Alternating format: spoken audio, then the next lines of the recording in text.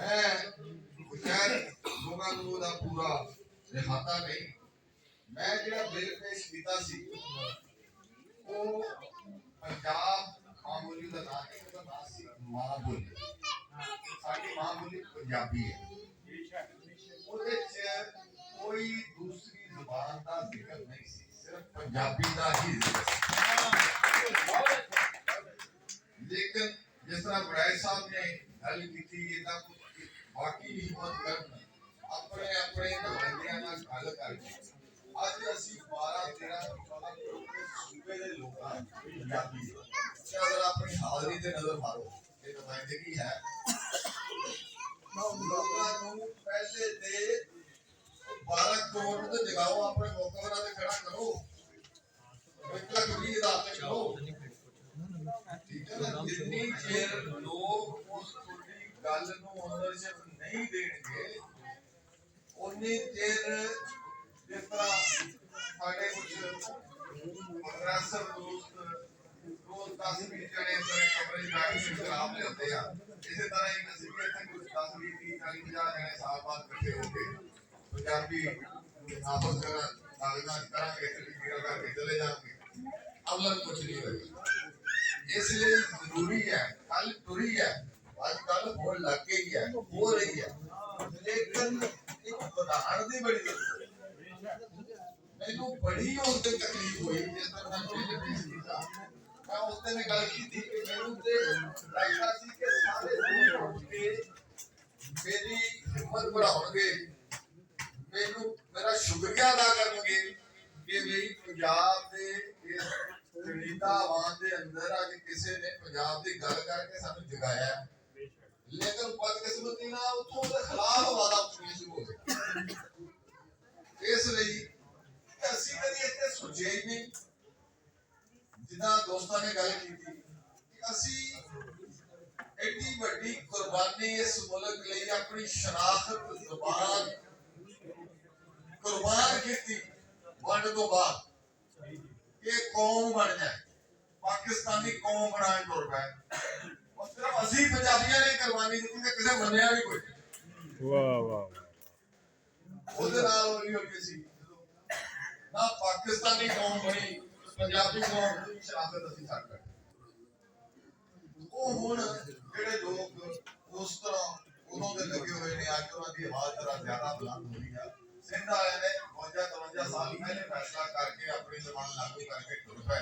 उस तरह मलिक मुराद खालिद साहब का जिक्र होया, इस तरह के लीडर होर भी जिन्हां ने उस वेले उस गल का दराक नहीं किया कि असीं कर की रहे हैं कर की बैठे। इसलिए दोस्तों बिल जो मैं अपनी असली शक्ल पेश किया पिछे ही सी, लेकिन जो आवाज़ा क्योंकि हाउस आ हैवान आ उसके गोटा के सिर ते सिरा दे सिर ते मेरे नाल खड़ा होने वाला ही कोई नहीं सी।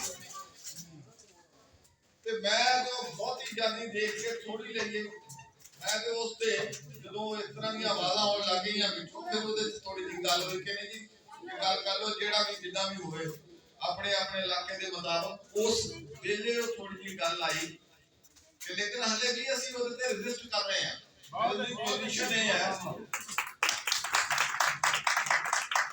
कि वो असम्बली तो पेश होया पेश होने तो बाद उसका सिस्टम ना कमेटी च आ गया। हुण कमेटी दे अंदर असि उत्ते बहस कर रहे हैं, कमेटी मुख्तलिफ जमातां दी नुमाइंदगी होंदी है, मुख्तलिफ लोकां दी होंदी है, उत्थे ओदे ते बहस हो रही है। और साडे पंजाबी ही लोग हैं ब्यूरोक्रेसी के दूसरे तीसरे ओदी बड़ी हले भी बड़ी रेजिस्टेंस बड़ी मुखालफत बड़े बड़े ओदे पुलिये कट के लेंदे ऐ होएगा। मैं शुक्रगुजार हां कि चंद दिन पहला वज़ीर आला पंजाब मोहतरमा मरियम नवाज शरीफ साहबा ने भी कैबिनेट मीटिंग के अंदर हुक्म जारी किया कि पंजाबी ज़बान नूं स्कूलों के अंदर पढ़ाओ इसकी तरबीज करो। वाह इसकी प्रमोशन करनी और कर उस तो बाद इस ऑर्डर की इंप्लीमेंटेशन वास्ते सानू हाई कोर्ट आना पिया। हाई कोर्ट विच असी उसे ही ऑर्डर की इंप्लीमेंटेशन वास्ते असी आ गए।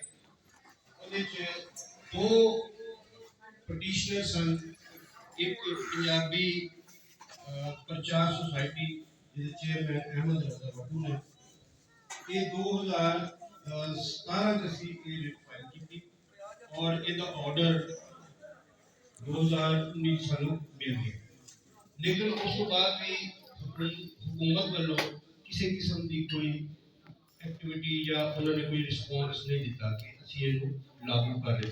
सिंपल एक बिल ड्राफ्ट कर ਦਿੱਤਾ कि ऐसे बिल ਜਿਹੜਾ ਅਸੀਂ ਪੇਸ਼ ਕਰਾਂਗੇ ਉਸ ਨੂੰ ਅੱਗੇ ਕੋਈ ਪ੍ਰੋਬਲਮ ਨਹੀਂ ਸੀ। ਇਹਦੇ ਨਾਲ ਹੀ ਪੰਜਾਬੀ ਅਰਬੀ ਬੋਰਡ ਨੇ ਵੀ ਜਿਨ੍ਹਾਂ ਦੀ ਸੈਕਟਰੀ ਨੇ ਪਰਵੀਨ ਮਲਕ ਸਾਹਿਬਾ ਉਹਨਾਂ ਨੇ ਵੀ ਇੱਕ ਰਿਟ ਫਾਈਲ ਕੀਤੀ ਕਿ ਇਹਦੀ ਹੋਣੀ ਚਾਹੀਦੀ। ਉਹ ਵੀ ਅਸੀਂ ਫਾਈਲ ਕੀਤੀ। ਉਸ ਤੋਂ ਬਾਅਦ ਇਹ ਜਿਹੜਾ ਬੋਲੋ ਮੇਰਾ ਜੀ ਰੱਜ ਕੇ ਪੰਜਾਬੀ ਬੋਲੋ